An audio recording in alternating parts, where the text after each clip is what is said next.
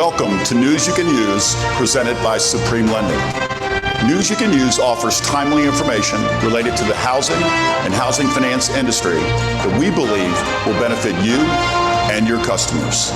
This is News You Can Use. Good afternoon.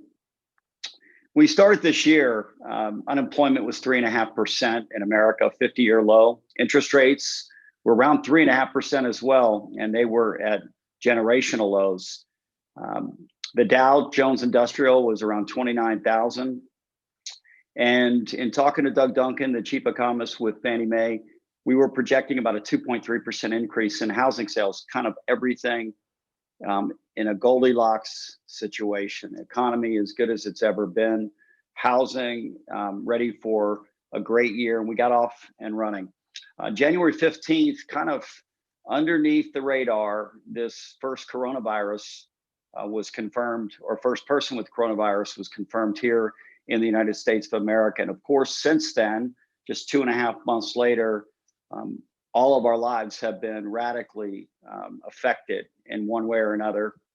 And we're still in the middle of this. As we shared, we wanted to be able to use this forum, the News You Can Use forum, to kind of bring you what we think is an important update, and we'll do it as long as we need to until we get to the other side of this event. But there's a whole lot of things going on in the world that you're keeping up on, I'm sure, and then that impact the economy, which I'm keeping up on, that's for sure. And then also really what's happening in our industry, and I want to make sure that I share that what's happening in the industry with you so that you can do your very best during this period of time to navigate your way through. But just some statistics, you know, a lot of these things. We started the quarantine in America March 13th. That was just one of those days just a couple of weeks ago where the president told all of us news that we've never heard in our entire lifetimes, right? That we needed to start staying home. And we effectively began to shut down the economy by doing that, except for industries like yours and mine, which are essential businesses or considered essential businesses, but a whole lot of other businesses were closed. That was supposed to be for a 15-day period, has now been extended for the nation through May 1st. So that's taken place. There's 1.3 million people globally that have now contracted this virus, and there's 72,000 deaths. There's 347,000 in America and 10,000 dead. From an unemployment standpoint, the other side, because there's really two things going on. There's coronavirus, which is in and of itself a massive event of our lifetime for sure. And then there's a second thing that goes along with it, and that is the reaction or the action that's been taken to help reduce it, quell it as an event. And that has to do with shutting down the economy. The first unemployment numbers, they come out on Thursday. The weekly unemployment claims were up 700,000. That was 2 weeks ago, Thursday. This past Thursday, they were up 6.6 million, which is more reflective of what's taking place. The first number was not nearly as reflective of what's really going on. And Janet Yellen, one of the previous Fed chair people, has said she thinks the unemployment rate is somewhere around 12 to 14%. That's from 3.5% to start the year. These are things that have just never happened. So it is one of those events, and it affects all of us in the same way. The first thing to do is we all get afraid, right? And why wouldn't we? There's something going on. We can't see it, and people are getting sick from it. And some people, unfortunately, are dying from it. So, you know, our health is the first concern. Then, of course, immediately afterwards, and I would argue for some people who lost their jobs starting a couple of months ago in the restaurant, bar, the cruise business, et cetera, et cetera, et cetera, they're worried about their wealth and about making good on their payments. And then, of course, all of us share something in common, and that's we're all concerned about our way of life, what we're currently doing, and then will it ever get back to a different way or the way we all grew accustomed to having life. And, you know, one of the moments or one of the things in a moment like this that we're all just reminded of is that we wake up every day with stress, anxiety, and worry, things that we're concerned about. And all those things have now been replaced by something that we really need to be concerned about. What I would encourage you to think about is being in this moment, one of those people that participates in a story called coronavirus in your own unique way, with your family, with your friends, But you can, just like I can, we can all do little things every day to be heroes in the lives of other people. And yes, there are a number of heroes out there. They've been cheered for in New York City, and they're being cheered for now in Atlanta. And finally, a new daily tradition in downtown Atlanta where all those in high-rise quarantine have taken to their apartment balconies every evening. And at the appointed time, they show their thanks to the medical staff at the two nearby hospitals, the first responders, the grocers, and all those on the front lines in Atlanta. And it's a beautiful sound.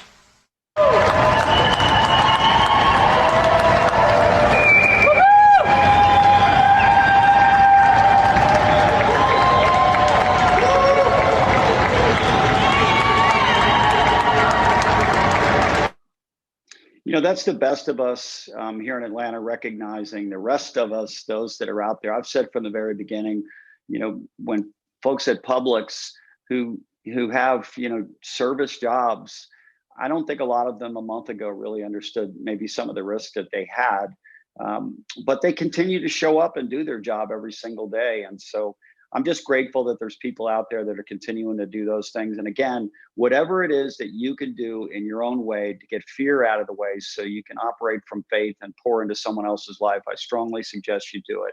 We assembled last week at Supreme Southeast to do our part to love our neighbor. We are giving today. We're working the mechanics to give away $20,000 to small business people.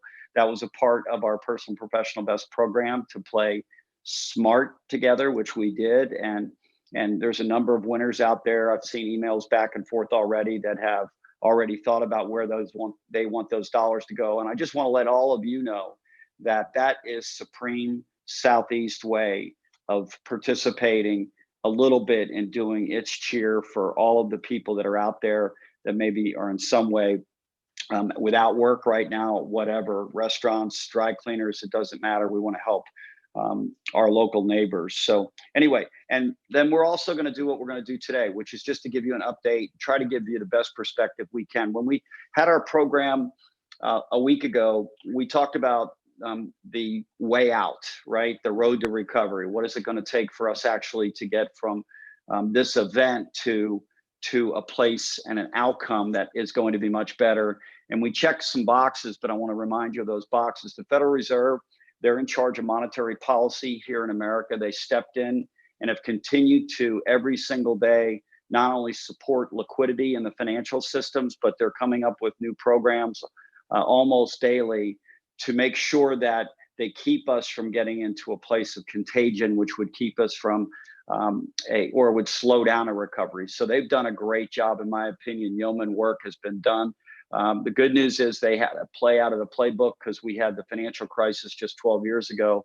So they're able to use, while this is a different event, it has some of the same issues from a monetary policy standpoint. And so they're able to use that experience and learning in this particular event. Government stepped in, $2.1 trillion. There's already been a line a mile long for the small business loans that are associated with the stimulus, the 2.1 trillion. And again, 2.1 trillion, our annual economy is about 4 trillion.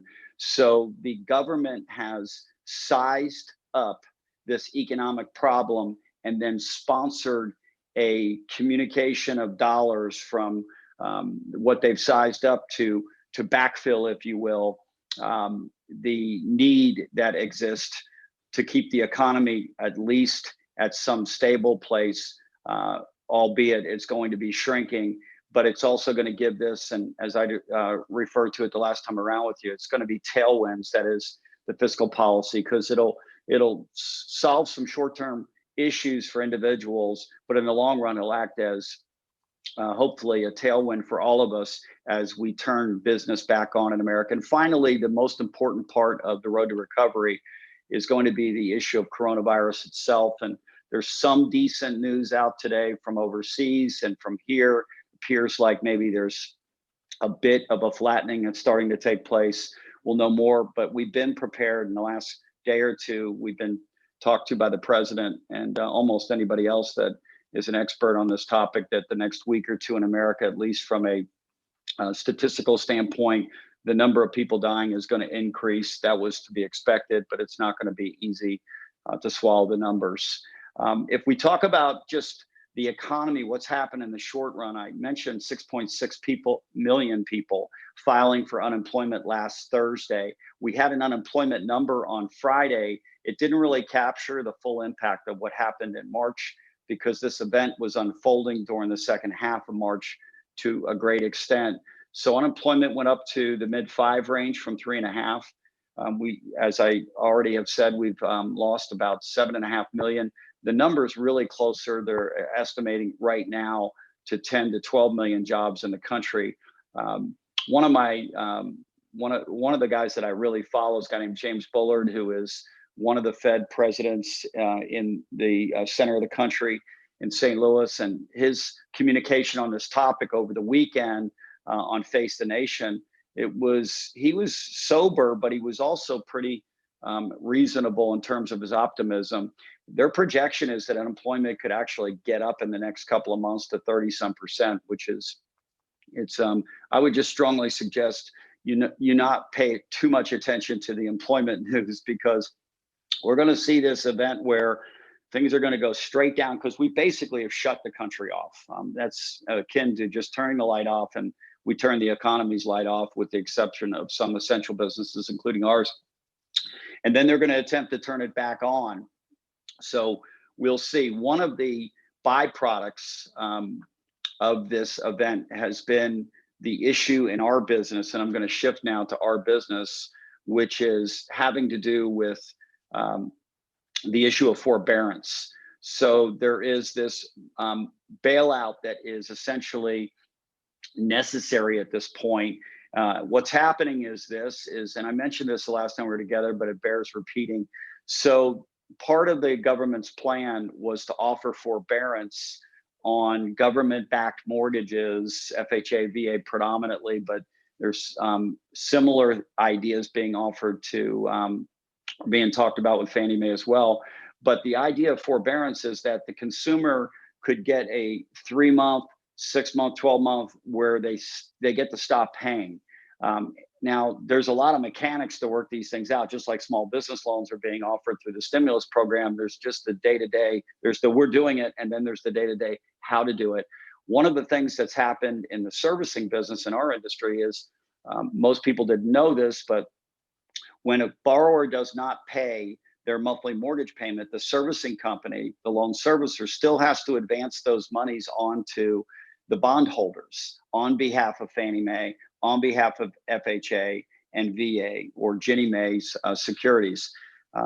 Nobody has enough cash to do that when you go from the number of delinquencies, which is almost zero, to a guesstimate that they're having now. We could go to 15% delinquent in America simply because they've offered forbearance. So on the one hand, the government has said, yes, we're going to give you this relief. On the other hand, the servicers are bearing the consequences for this forbearance. And I'm not arguing whether it's right or wrong. I think whatever we do right now in support of people is a good idea. But what is true is the mortgage industry is struggling greatly and the servicers in the country with how they're going to deal with that cash flow requirement. That is what's creating the consequences that are affecting jumbo lending, FICO score, everything. So that issue has made servicers interest to acquire any new servicing, and then any new servicing that has risks. So imagine today you're an FHA loan and you're in the pipeline. As soon as you close, you could ask for forbearance, in which case the servicer would just simply be acquiring a new loan that they have to pay the payment on, and they don't have enough money today to pay the payments on already the servicing that has been offered forbearance. So we've got quite a dilemma, if you will, a bit of a pickle that the industry is in. And hopefully we're going to see a solution, and this will have to come from the Federal Reserve. They're the only ones with enough money, or the Treasury. Either one of those two entities will have to be the principal that steps in to offer a way out for this mortgaging issue. And the consequence of that, just so you know, so far, and I want all of the realtors that are with us today to tune in, because these are some of the consequences, and it's happened just like this entire event, as I've started out sharing with you so far today. things have been happening so quickly, like we never see these types of events take place. Let me talk to you about some of the industry changes that have taken place as a result of coronavirus, which really the impact is on the servicing companies. So non-QM loans, those are loans that are not Fannie Mae, not Freddie Mac, not FHA or not VA. So that would include jumbo loans and any loans that are kind of the old school subprime only bank statements, no income verify. They have all been but eliminated at this point. That is non-QM loans. There's just no liquidity, no interest for anything that has risk to it in the market. So that went from there was some more risk being taken in the economy to now there is very little or no risk. Jumbo financing has been substantially impacted. We've seen loan to value reductions, meaning if you could have gotten a loan with 10% down, it might be 20 today. If you could have gotten a loan with 20% down, it might require 25%. There have been underwriting guidelines that have been tightened with regard to the jumbo financing that is still available. And two of the biggest jumbo lenders in America, Redwood, and most recently, late last week, Wells Fargo, have completely pulled out of doing any financing in the jumbo marketplace. So this is big news because while jumbo is only there's about 4 or 5% of all the loans in America that are done as jumbo mortgages. It's a part of the overall housing community, obviously. And at this stage, it has been materially impaired in terms of the financing that is currently available. A solution, and you could talk to any of your Supreme Lending loan officers about this, is called a piggyback, where you take a Fannie Mae or Freddie Mac first mortgage, $510,400, and then you add to it a second mortgage. And there's a number of local banks that are still in the business of doing those piggyback loans, those second mortgages. So you can do some of the jumbo financing through that solution because, of course, Fannie Mae has not been impaired in terms of its financing at this stage. So that is a notable idea and calls from a number of friends of mine who either own real estate companies or own multiple real estate offices last week to ask about this topic. It's noteworthy, and I want all of you to be familiar with it. So again, today there is still some jumbo financing left, but I would just tell you that the rapid pace of change with how it's being, how the loan to values are structured, how the underwriting guidelines, and two major companies pulling out. It's one of those things I would, if you like, and you have a deal that you could get done, I'd get in and get it done in a hurry. But I would also tell you that this piggyback solution that I've mentioned, and again, you can talk to one of your Supreme Southeast loan officers and they can give you a point of view about how to do that. A second and really more important impact is the issue of FICO score changes. Again, forbearance is akin to telling servicers that they should take zero risk. So they are responding by reducing the amount of risk they take. FHA and VA loans, we had credit scores, most of the country was hanging around 620, that you could do a credit score as long as it hit 620 or above. Some didn't even have limits on their credit scores. Well, those credit scores have all gone up now to 640 minimum, and a number of companies, including Wells Fargo, has gone to 680 on their credit scores. So the response, because of the servicing issue related to forbearance, and again, I'm not saying forbearance is a bad thing. So if you're on the phone and you have called and you've gotten a waiver so that you don't have to pay, congratulations, good for you. It takes pressure off of you and your family. I get it. The reality of it is there are consequences and those need resolution if we're going to continue to be able to make loans available, particularly to the lower FICO score community. And one thing to note, we took a look at our pipeline, that is Supreme Southeast, and keep in mind, we probably have $200 million worth of loans in our pipeline today. So we are a pretty good sample for the marketplace. About 22% of all of our loans would fall underneath 680 credit scores. So to the extent that the credit scores move to a floor of 680, we will have impaired 22% of the market from getting access that were getting access just 2 weeks ago, 4 weeks ago, certainly when the year began. And when Doug Duncan with Fannie Mae gave his forecast of plus 2% in terms of housing sales, none of this was contemplated. So just to give you a point of view, 620 with Supreme now has moved to 640. We are still one of the companies that's doing 640 and above.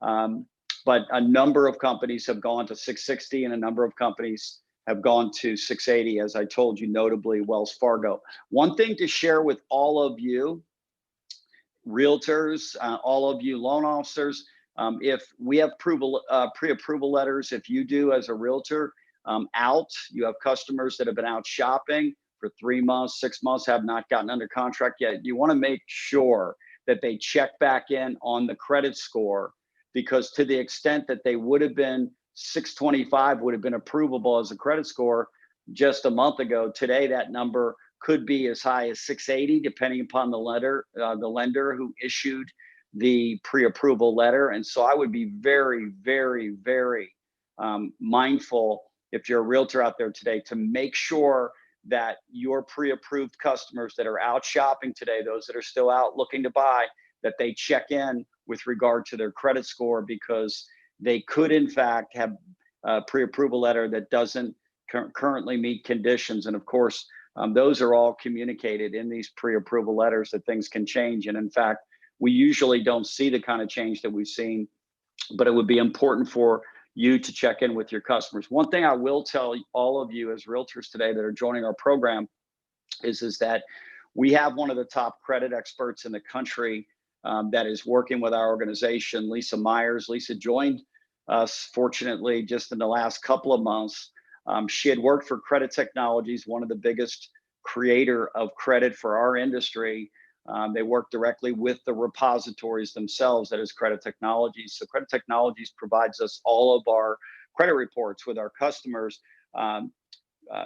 Lisa was a senior operator at that particular organization, and we've worked with her for quite some time. She joined us in the last couple of months, so she's going to be available to Supreme Southeast to provide expert support, so we can increase credit scores for customers. Many can pick up 10, 20, 30, 40, 60 points on their score without an awful lot of work. They just need to know what to do. Credit scoring is a little bit like a black box.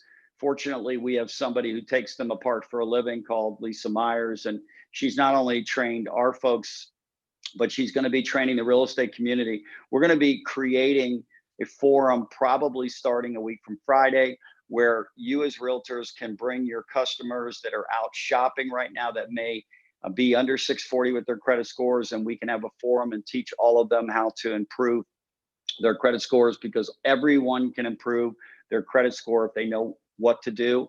And Lisa will do some conferences just like she did this morning for our internal group. She'll be doing those for you as our external partners in the days ahead. We really feel like that's going to benefit all of the folks that we are in partnership, all of our 35 some partners throughout the Southeast. I want to shift quickly and just talk about Supreme. We had a record month, and I'm grateful we did in the month of March. We are on track for what appears to be another record month in the month of April. Of course, a lot of that activity happened prior to the substantive impact that the shutdown will likely have. But last week, we still saw our applications on the purchase front, real estate sales. They were off just around 15%, which is holding out pretty nicely, actually. And I think part of that is when we started the year, we had a lot more buyers than we did sellers of real estate in America. And so to the extent that people still have their jobs, over the last 6 months and a year, it's been difficult to get a house under contract in certain price ranges. And I think now there may be fewer buyers in the market, but there are some that maybe see this as their opportunity to get under contract and finally get into a home. And those folks, to be honest with you, they are people that just believe that we're going to get to the other side of this and the economy is going to get better again. And I'm one of those people, by the way. So if I had a son or a daughter and they asked my advice today, is it a good time to buy a home? I would tell them, as long as they felt like their job was reasonably safe, that yes, it would be a good time, because getting under contract now is a little bit easier to do than it would have been when we started the year. So I think we're going to continue to see probably some pressure in our industry over the next 30 to 60 days. Hopefully, we'll get the country opened back up again. Maybe it won't all happen at once, but slowly but surely into the early part of the summer. And maybe we'll catch a really good last 6 months of the year. I'm due to get an update with Doug Duncan, the chief economist with Fannie Mae. The 13th, he'll have his updated forecast out. I expect that I could probably get information prior to that in terms of what does he think the impact of this entire event will have on our industry, but we'll let you know that. I want you to know this, really important right now. Obviously, every transaction has always been important to Supreme, but right now, particularly, closing on time and funding on time is extraordinarily important all the time, so that you get paid on time as realtors. But today it's particularly important because you don't want to get into a situation where you miss out on getting a transaction done because you get in traffic with lenders. We're creating, and Supreme last month created a record, and we will again this month. The truth of the matter is that companies, whether it's Navy Federal Credit Union, Wells Fargo, some companies are quoting 3 and 6 months to get loans done right now because there is an awful lot of refinancing going on. Our business isn't nearly as impacted by refinances. That is Supreme Southeast. We are doing some, of course, for friends, family, past customers, but not to the extent that the other companies in the industry. So I just think it's very, very, very important that right now you make sure you challenge your customers, the ones that are out there today still looking, to think through really thoughtfully about where they place their trust in their loan right now. And again, 99.8% close on time, fund on time was our number for the month of March. And our team did just a yeoman job of dealing with going virtual and getting the job done. I still want to share with you all as well that we are still open with our Supreme Rescue Service. And what is that? If you've got a loan that's stuck someplace else for any number of reasons, and it could be credit score, or it could be any number of things, because there are other lenders that are changing other parts of their underwriting criteria. You might want to have us take a look at having a second opinion on a loan. We've done this, of course, over and over again over the years, and it is a program that has helped a lot of people, agents and customers who get stuck someplace to get unstuck. So check in with your local Supreme Lending Loan Officer, because I'm sure they'll be happy to give it a second look and to get our help desk involved in trying to help in any way they possibly can. And finally, I want to tell you that it is the 6th of the month. We're still open to close this month. As a company, we are still taking applications today, purchase transactions to close this month. We're out of we just want you to all to know that if you have a transaction, you're out presenting a contract, and you need to write it so that it's more favorable to a seller, and reducing the closing time frame is important to do that. I would strongly suggest you pick Supreme Southeast, because we still are open this month to close this month. So I told you that there were really, the road to recovery was 3 things. It is the Fed, and they're doing everything except we need them to get involved in the servicing issue, the forbearance issue, so we can take some pressure off the credit, jumbos, FICO, the things that I've been talking about that are impacting our industry today, because we don't need any restrictions in our business today. We need to be able to make available our financing for everyone out there that's interested in buying. We'll need every single one of them. I told you that the federal government need to do their part. They have. The stimulus program is now out, and people will start getting checks in a couple of weeks. They'll probably do more stimulus, but they've checked the box. They've done what they needed to do. The final thing really is to get some good news on Corona. And as I mentioned a few minutes ago, a couple of things came out today. One of the reasons the stock market is rallying today is because it feels like at least some of the data is talking about a flattening taking place nationally. A doctor came out today that if we can get these tests out, these rapid tests, it'll be a game changer, because then people can, if they could get access, could figure out that they need to self-quarantine, and other people that aren't sick with the virus maybe can start going back to work. I think that's going to be a part of the story as we play things out, which is to it's not going to be a one size fits all. Like, we're not going to just say everybody go back to work. I think it's going to be one of those by area of the country. And there may be some conditions as to which industries first, et cetera, et cetera. But I'll tell you what, it can't come quick enough, because there's an awful lot of people, obviously, that have been impacted by this that I think would like to go back to work. This was another data point that came out today that I think is given the stock market a bit of buoying, which is that it appears like there is some flattening taking place with the U.S. and to the extent that this also has, and this is a Washington State kind of forecast, they're forecasting substantially fewer deaths in the United States than the White House is at this point. Of course, no one knows for sure the final outcome in an event like this, but the reality of it is that we need some good news on Corona, and that will then take some of the issues that we've been talking about in terms of our industry specifically and put them in the appropriate place, which is on the road to recovery, which is what all of us want, right? We just want some degree of normalcy back in our way of life, and we want some degree of normalcy back in the real estate marketplace and in the finance marketplace. We want some normalcy back, period. And, I'm hoping and praying every single day that we get some. Up until that time, what I'm doing, and I hope you'll join me in it, is I'm working my tail off with my family, and I'm working my tail off with my organization, my responsibilities with the folks that work at Supreme Southeast, and all of you that are realtors that are a part of our network and partnership. We're working so that we can earn an applause. I want to do the best I possibly can right now as a human being for all the people that are meaningful in my life at home and in the workplace, and then just my neighbors, loving all my neighbors and doing anything I possibly can to be a person that operates from not fear and scarcity, but from faith and generosity. And I just encourage all of you to do that as well. It's really easy to get short with your family members or your spouse or significant other. It's easy to think about all the things that are burdening and worrying you, but we got to get out of our own way and make room for someone else who really needs a note of encouragement or a dollar of encouragement or something. So anyway, I'll take any questions if there are any questions at this point. Ty, you want to?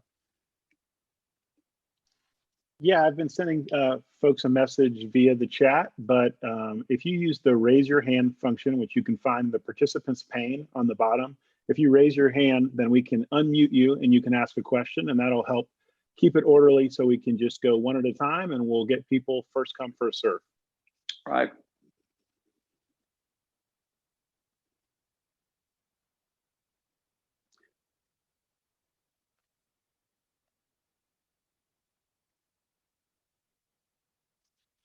All right, if there's no questions, I'll bid you all adieu for the day. I hope you have a great rest of your afternoon. And again, I just encourage you to do everything you possibly can to earn cheers, just like the ones in New York that are being given for those that are out there doing simple things, but exceptional things for other human beings, and the ones that are hurting in Atlanta as well. Y'all have a great day. God bless all of you.